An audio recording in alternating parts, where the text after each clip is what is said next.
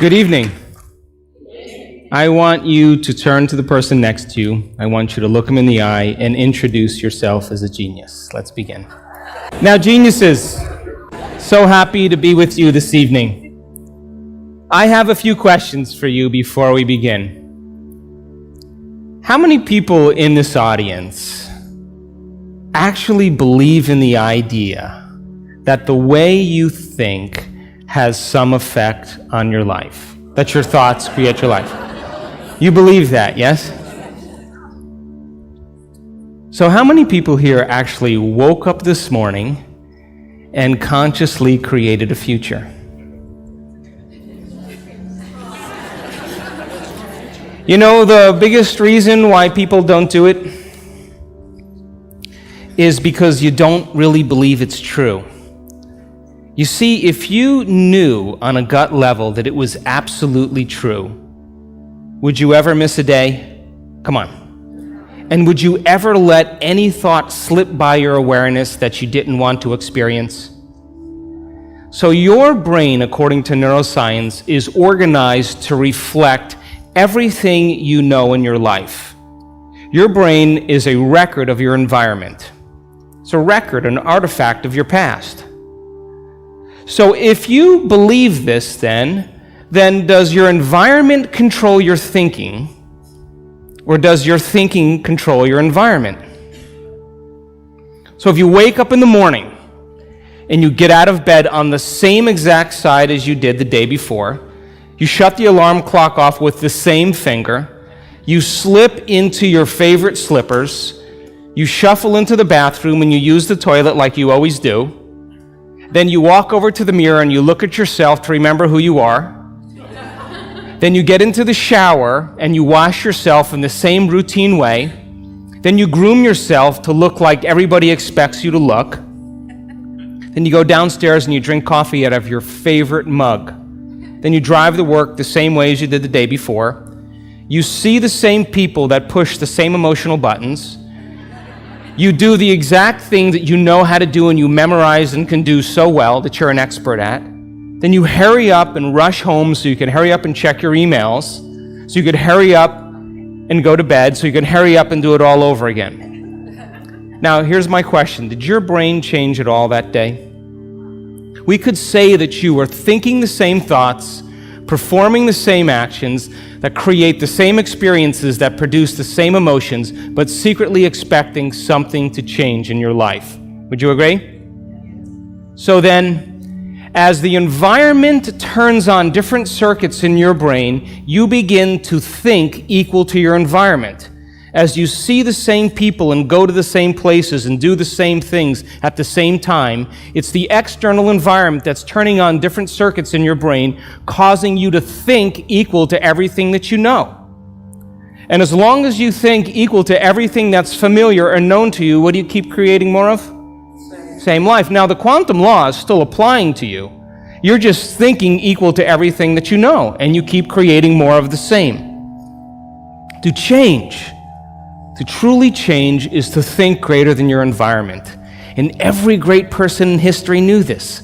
Whether it was William Wallace or Mahatma Gandhi or Martin Luther King or Queen Elizabeth I or Joan of Arc, they all had a vision. They all had an idea. Couldn't see it, couldn't smell it, couldn't taste it, couldn't feel it, but it was alive in their mind. It was so alive in their mind that they began to live as if that reality was actually happening now. So can you believe in a future that you can't see or experience with your senses yet, but you've thought about enough times in your mind that your brain is literally changed to look like the event has already happened? Neuroscience says it's absolutely possible. Now, your personality creates your personal reality. That's it. It's that simple. And your personality is made up of how you think, how you act, and how you feel. So the present personality who's sitting here today, you, has created the present personal reality called your life. Would you agree? Would you also agree then, if you wanted to create a new personal reality, that on a fundamental level you would have to change the thoughts that you were thinking, the behaviors and habits that you're demonstrating, and the emotions that you've memorized that's become part of your identity. And most people try to create a new personal reality as the same personality, and it never works. We have to become somebody else. So then, as you keep thinking the same thoughts, performing the same actions, and living by the same experiences that produce the same emotions, there's a principle in neuroscience that says nerve cells that fire together wire together. And if you keep repeating the same states of mind and body over and over again, your brain begins to fire in the same sequences, in the same patterns and same combinations. And whenever you make your brain work in a certain way, that's called mind. Mind is the brain in action. So as you remind yourself every day who you think you are, you're causing your brain to fire in the exact same ways. And as they fire and wire in the same patterns over time, the brain moves into a very finite signature, and that's called your personality. Now, that box in your brain isn't literally a box, but it's the most commonly wired, neurologically fired programs that run redundantly because we keep doing the same things over and over again. To change your mind, then, is to make the brain work in new sequences and new patterns and new combinations, to begin to make the brain work differently. And the one ingredient that allows us to do that is knowledge or information, because every time you learn something new, you make a new connection in your brain. That's what learning is. Learning is forging new connections. Remembering is maintaining or sustaining those connections. So now, every time you have a thought, you make a chemical. And if you have a great thought, or an unlimited thought, or a joyful thought, you turn on a set of circuits in your brain that fires in a very specific sequence, pattern, and combination that produces a level of mind that turns on another part of the brain that makes a chemical for you to begin to feel exactly the way you were just thinking, great or unlimited or joyful. Now, if you have a negative thought or an unhappy thought or a self-depreciating thought, you turn on a different set of circuits and a different combination, a different sequence, and a different pattern that produces a different level of mind. And the brain then begins to make a different batch of chemicals that signals the body for you to begin to feel exactly the way you were just thinking, negative or unhappy or unworthy.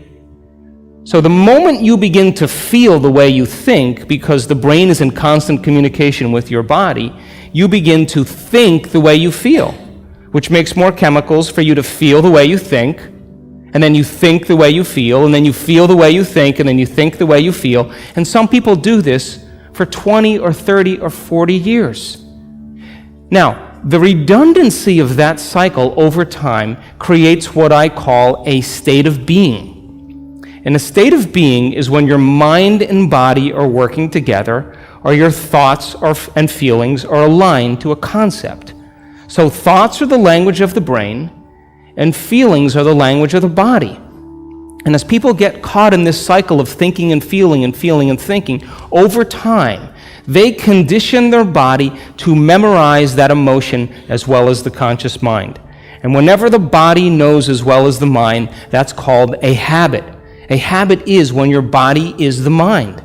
Now, 95% of who you are by the time you're 35 years old is a set of memorized behaviors, set of emotional reactions, beliefs, perceptions, attitudes that run just like a computer program. So 5% of your conscious mind begins to work against 95% of what you've memorized. So the person wants to think positively, but they're feeling negatively. They want to create their dream board, and put up their future life, but they feel unworthy. That's mind and body in opposition. We have to recondition the body to a new mind. So how many people here know someone who's memorized suffering? Doesn't have to be you, it could be anybody. And you say to that person, hey, did you read the book I gave you? What do they say? No. Did you see the DVD I gave you? Oh, no. Hey, listen, we're going to go out to dinner. We're going to go see some stand-up comedy. We're going to go for a walk along the water. You want to come? No. What are they saying? I'm insisting on this neurochemical order that no person, no thing, no experience can move us from it. And we have these three brains to allow us to move into a new state of being. And the quantum field, universal mind, whatever you want to call it, responds to who you're being. Not what you're thinking, not what you're feeling, but the combination of how you're thinking and how you're feeling, called a state of being. Now, most people wait for what? Crisis or trauma or disease or loss or diagnosis to really want to change. They wait to the point where the ego is brought to such a low level that they cannot go on business as usual any longer. That's when we begin to look at how we're thinking or what we believe or how we act or our attitude or what emotions we're living by. And my message is, why wait? We can learn and change in a state of pain and suffering, which tends to be the human model, or we can learn and change in a state of joy and inspiration. Now, you want to learn the hardest part about all of this? You ready? The hardest part of all of this, the hardest part of all of this is making the time to do it. That's it. That's it. Making time for your precious self.